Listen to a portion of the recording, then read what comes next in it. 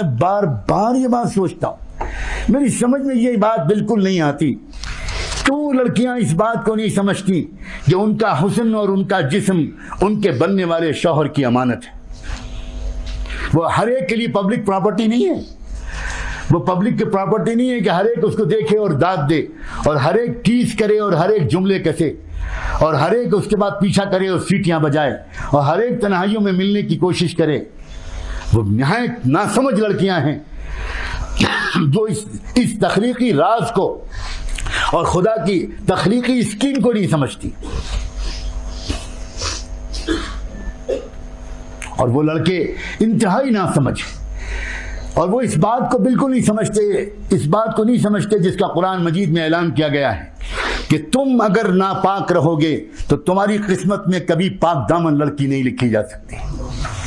اور لڑکیوں کی سمجھ میں یہ بات نہیں آتی کہ تم اگر ناپاک بنو گی تو تمہاری قسمت میں کبھی بھی پاک دامن لڑکا نہیں لکھا جا سکتا۔ الطیبات للطیبین والطیبون للطیبات والخبیثات للخبیثین والخبیثون للخبیثات۔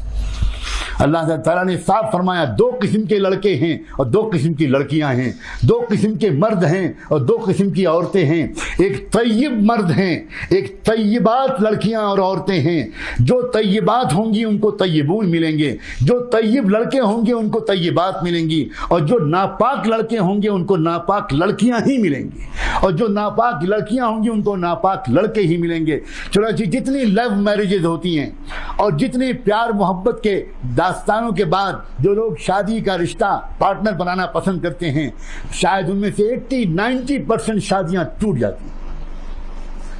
اس لیے کہ وہی شوہر جو وہی لڑکا جو کل تک اس کو گرل فرینڈ بنائے ہوئے تھا، وہ گرل فرینڈ کے بعد جب وہ بیوی بنتی ہے تو اب وہ لڑکا برداشت نہیں کرتا کہ یہ کسی اور سے بات چیت کرے، اب وہ چاہتا ہے کہ میری وفادار بیوی بن کے رہے۔ سبحان اللہ، تم نے تو خود چوز کیا تھا ایک ناپاک لڑکی کو، تم کو معلوم تھا کہ وہ لڑکی اگر شادی سے پہلے تم سے باتیں کرتی تھی تو تم کو اطمینان تھا کہ وہ صرف تم سے باتیں کرتی تھی، وہ 10 لڑکوں سے اور باتیں نہیں کرتی تھی۔ جب اس کی بگڑی ہوئی عادتیں ہیں کہ وہ 10 مردوں سے افیئر رکھے گی تو شادی کے بعد بھی وہ صرف تمہارے اوپر قناعت نہیں کرے گی، وہ اپنے پچھلے اور نئے دوستوں کے ساتھ اپنے تعلقات کو برقرار رکھے گی اور اس کی وجہ سے گھروں میں جھگڑا ہو۔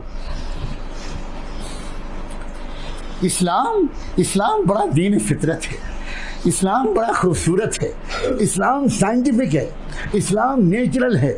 اسلام محمد رسول اللہ صلی اللہ علیہ وسلم جو دین لے کر آئے وہ پورا دین اور پوری شریعت یقین مانو میرے اور آپ کے مسائل کا حسین ترین حل ہے۔ اپنی نگاہوں کو کنٹرول کرو، اپنی آنکھوں کو قابو میں کرو، کان اور آنکھوں کو قابو میں اگر کیا نا تو تیسرا جو آرگن خدا نے ذکر کیا ہے ان السمع والبصر والفؤاد، دل۔ اب مسئلہ ہے دل کا، اب باری ہے دل کی۔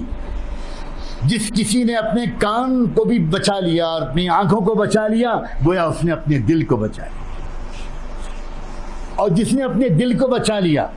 اپنے غلط خیالات سے دل کو بچا لیا، اس نے دراصل اپنی زندگی کو غلط اعمال سے بچا لیا، اس نے اپنے آپ کو گناہوں سے بچا لیا، اس نے اپنی زندگی کو برباد ہونے سے بچا لیا،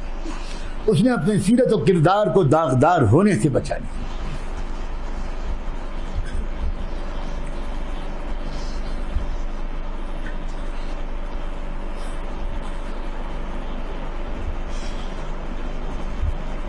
یہ سن کر بہت خوشی ہوتی ہے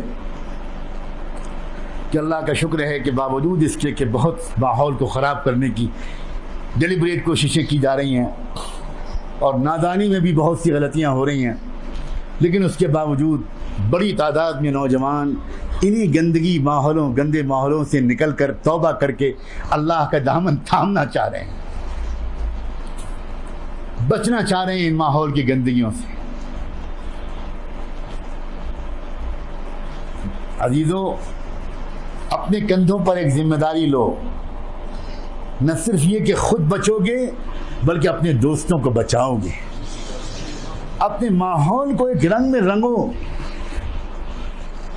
اپنی پڑھائی میں بھی ایکسیلنٹ اسٹینڈرڈ کو اچیو کرو۔ اکثر یہ بھی غلطی ہوتی ہے کہ جو نوجوان دین کی طرف آنے لگتے ہیں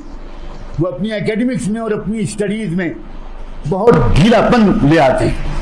یہ اسلام کو بدنام کرنے والا بہت بڑا جرم ہے, بہت بڑا جرم ہے. ہمیں یقین مانو جس طرح علماء کی ضرورت ہے, جس طرح مسجدوں اور مدرسوں کو آباد رکھنے والے لوگوں کی ضرورت ہے, ویسے ہی ہم کو ہزاروں بلکہ لاکھوں کی تعداد میں ایسے پروفیشنلز کی ضرورت ہے جو اپنے پروفیشنز میں بھی ایکسیلنٹ مارک اچیو کریں, ایکسیلنٹ اسٹینڈرڈ اچیو کریں, اور ساتھ ساتھ ان کے اندر تقویٰ ہو. یہ غلطی نہ ہونے پائے کہ اگر ہم ذرا سا دین کی طرف آئے تو پڑھائی اگنور ہو گئی, اور پڑھائی میں لگے تو دین اگنور ہو گیا, نماز چھوٹنے لگی, مسجد میں جانا کم ہو گیا, جماعت سے نماز پڑھنے کی پابندی کم ہو گئی, قرآن کی تلاوت کم ہو گئی, درود شریف پڑھنے کا اہتمام کم ہو گیا, اللہ والوں کے پاس جانا کم ہو گیا, بزرگوں کی خدمت میں حاضری کم ہو گئی. یہ غلطی مت کرو. زمانے پہ تو بدل پائیں گے لوگ, وہ بدل پائیں گے, وہ نوجوان, وہ لوگ بدل پائیں گے جن کے اندر دونوں چیزیں ہوں گی, جن کے اندر ویلیوز بھی ہوں گے اور جن کے اندر پروفیشنلزم بھی ہوگا. اپنے اپنے میدان کا جو بھی آپ نے اپنے لیے میدان چنا ہو, اس میدان میں اچھے سے اچھے نمبروں سے پاس ہو, اور صرف پاس مت ہو بلکہ ایک کانفیڈنس ہو تم کو اپنے پروفیشن میں, ایک زبردست اعتماد ہو اپنے جاب میں, اپنے پروفیشن میں, اور اس کے ساتھ ساتھ اللہ کرے اللہ کرے اللہ کرے اپنے کانوں اور اپنے آنکھوں کو, اور پھر ان دونوں کے نتیجے میں اپنے دل کو سماج کی پھیلی ہوئی خرابیوں سے اپنے آپ کو بچائے رکھنے میں کامیاب ہو جاؤ.